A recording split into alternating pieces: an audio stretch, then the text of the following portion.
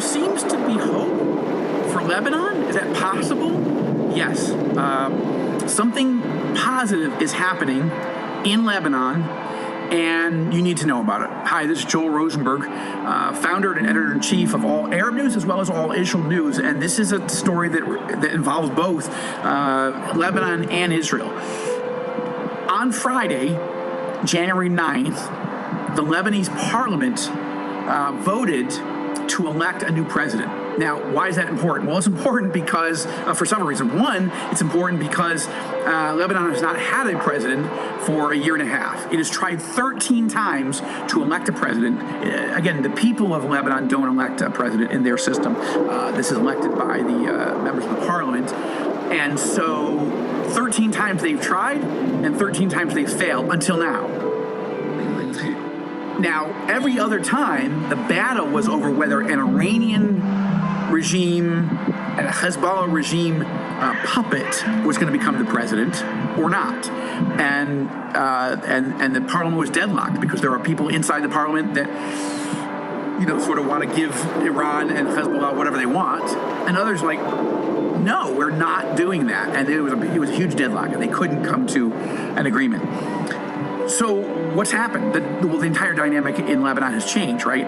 Hezbollah is on the ropes. It's maybe not defeated, but it's severely degraded because of Israel's war against them, because of the war they started against us. Iran's regime is vulnerable. And what's happened now, 80% of their Hezbollah's missile forces and so forth have been destroyed. All the top leadership of Hezbollah in Lebanon have been killed, have been assassinated by Israel, including Sheikh Hassan Nasrallah. So where did that leave? Suddenly, that leaves Lebanon feeling like maybe we could step out of the shadow of the Iranian regime. Maybe we don't have to be slaves to the Iranian regime and to Hezbollah. Maybe we can reassert our own sovereignty, take our country back from these monsters, and have a more normal pathway forward. The man they elected is a guy named Joseph Aoun. Now, Joseph Aoun has no relation to the previous president, Michel Aoun, who stepped down on October 2022. Same name. That's because the Aoun name is a very common name among Lebanese Christians. Okay, and sure enough, this new man, Joseph Aoun, I'm actually intrigued. Now, I don't want to overstate it. There's going to be much more. We're going to need to look at him, what he said in the past, who he really is, what he really believes. But I will tell you, there is a growing perception, even in Israel, that Joseph Aoun is a type of person we could do business with, meaning he's a normal person, he's a rational person, he's a responsible person. He's not a puppet of the Iranian regime. He's not a puppet of the Hezbollah terror army that has taken over Lebanon. This is a moment that maybe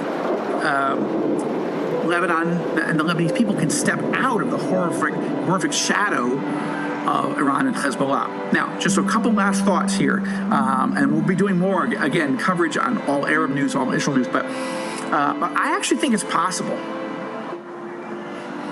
that in the next few years, Lebanon might want to make peace with Israel and even join the Abraham Accords.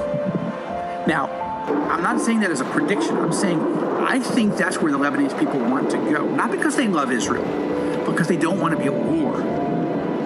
This war has been terribly costly. The previous war, what was known as the Second Lebanon War in 2006, was terribly costly to the Lebanese people. If you want a Lebanon first government, then that means I don't want war with Israel. I don't want Hezbollah to be in charge. I don't want Iran to be in charge. We want to be a free people, a sovereign people. We don't want militias and drug runners and terror groups to have all the weapons. We want our government to be in charge, to be sovereign, and to rid ourselves of all these threats, including the threat of Israeli bombing. Why is Israel bombing? Not because we want to, because Hezbollah started this war. So Joseph Aoun is interesting. Now, does he have the strength to lead Lebanon in this direction? Maybe. He is the former head of Lebanon's army.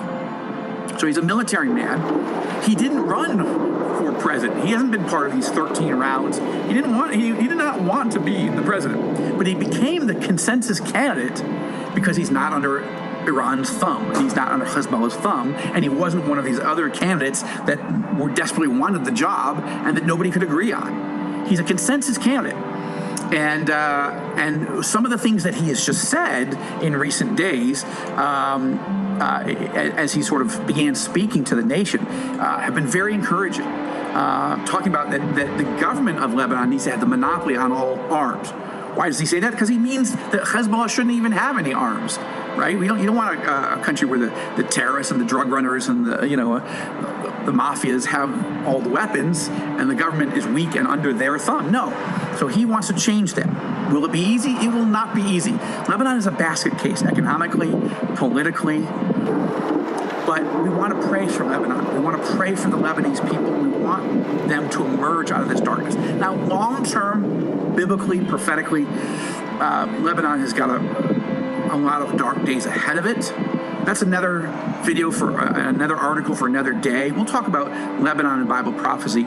But right now, you even have the foreign minister of Israel, Gideon Sa'ar, say congratulations to the new president of Lebanon. That has not happened. No Israeli foreign minister has said congratulations to a Lebanese president or prime minister in decades because they've all been under the Iranian and Hezbollah banner.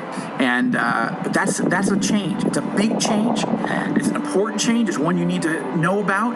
Where do we go from here? I don't know. I honestly don't know. I'm watching this. There's a lot to watch. Trump is coming back to power on Monday. The hostages may be set free out of Gaza. Maybe. I hope so. Let's pray so. Turkey is trying to consolidate power in Syria right now and move up to the Israel border. That's a problem. Is Saudi Arabia open to making a deal with Israel in 2025 to make peace? There's a lot of things going on. A lot going on. And I think there's a Trump effect going on as he resets everybody's expectations of what is and what could be. So we'll watch all of it, but especially I want you to know that I don't think Lebanon gets enough coverage. I don't think the events of the last few days have gotten enough coverage in the international media, certainly not in the Christian media. So I want you to understand that a Lebanese Christian, Maronite Christian, is the new president of Lebanon. He seems like a reasonable, rational, normal person, but also a strong person who is a military man himself, used to be the commander of Lebanon's forces. Could he lead Lebanon in a better direction out of the trap of Iran and Hezbollah? Let's pray the answer is yes.